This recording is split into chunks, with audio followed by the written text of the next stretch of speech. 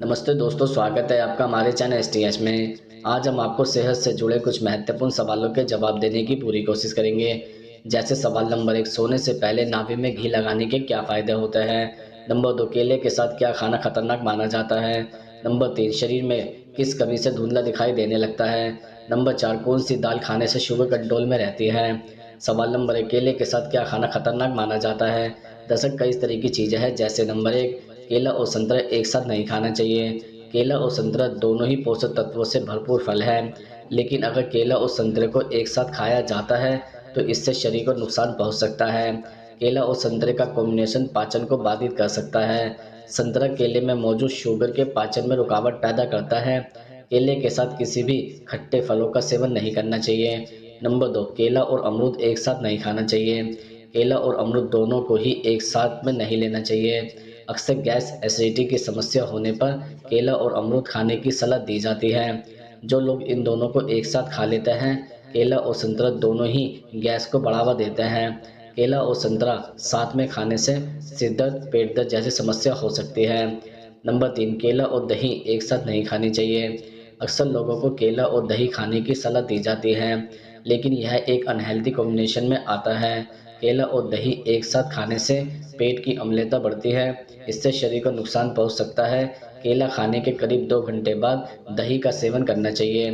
Number 4, केले के साथ पानी नहीं पीना चाहिए। दरअसल केला और पानी को कभी भी एक साथ नहीं पीना चाहिए।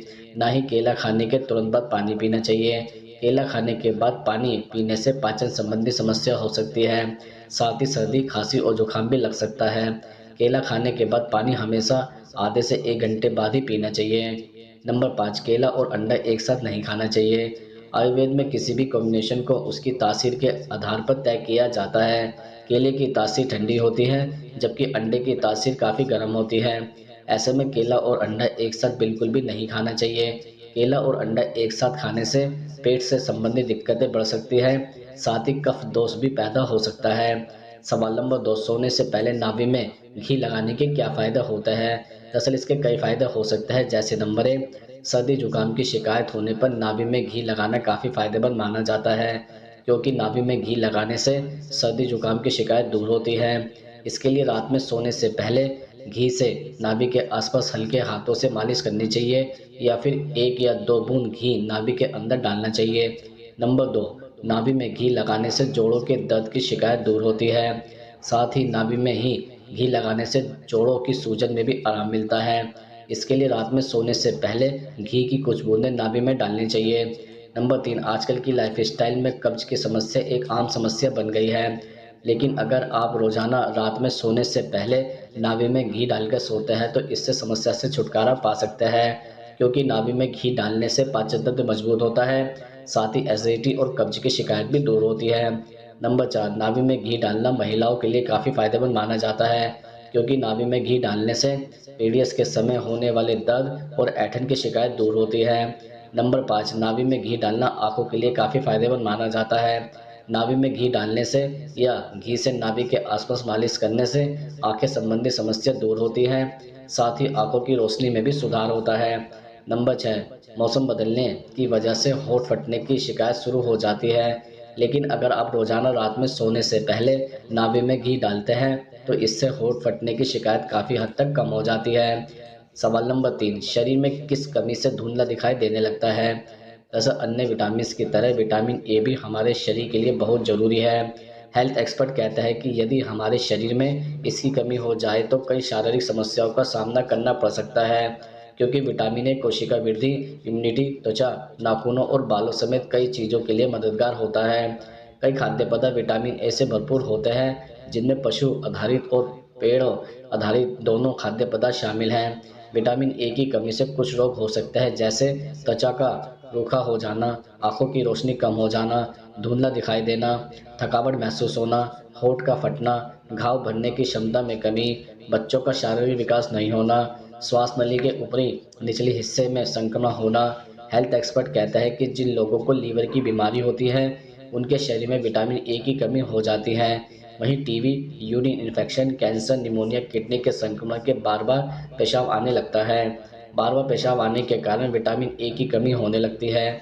शरीर में विटामिन ए की कमी को दूर करने के लिए सबसे पहले अपने आहार में विटामिन ए के स्तर को बढ़ाएं। डाइट एक्सपर्ट के अनुसार गाजर, कद्दू और अंडे भी विटामिन ए से भरपूर होता है और विटामिन ए की कमी को पूरा करने के लिए इन्हें अपने भोजन में शामिल किया जा सकता है। सवाल नंबर 4, कौन सी दाल खाने से शुगर कंट्रोल में रहती है? दरअसल 3 तरह की दालें खाने से शुगर कंट्रोल में रहती है, जैसे कि पहला है नंबर 1, डायबिटीज़ में मूंग दाल का सेवन करें। डायबिटीज़ के मरीज बॉडी में पोषक तत्वों की कमी को पूरा करने के लिए मूंग की दाल का सेवन करें। लो ग्लाइसेमिक इंडेक्स ये है, दाल डायबिटीज़ को कंट्रोल करती है। इससे भरपूर मात्रा में protein, iron, fibre, flavonoids, phenolic acid, कार्बनिक एसिड, अमीनो एसिड और लैपिड जैसे पोषक तत्व पाए जाते हैं जो बॉडी को हेल्दी रखते हैं। नंबर 2, चने की दाल का सेवन करें। डायबिटीज़ को कंट्रोल करने के लिए चने की दाल का सेवन बेहद फ़ायदेमंद है। इसका ग्लाइसेमिक इंडेक्स वैल्यू केवल 8 होता है। चने की दाल फॉलिक एसिड और प्रोटीन से भरपूर होती है जो बॉडी को जरूरी पोषक तत्व देती है। डायबिटीज़ के मरीज शुगर को कंट्रोल करने के लिए इस लो ग्लाइसेमिक वैल्यू दाल को डाइट में शामिल करें। चने की दाल में प्रोटीन और फॉलिक एसिड मौजूद होता है। फॉलिक एसिड नई कोशिकाओं, विशेष रूप से लाल रक्त कोशिकाओं के निर्माण में मदद करता है। नंबर 3, शुगर में उड़द की दाल जरूर खाएं।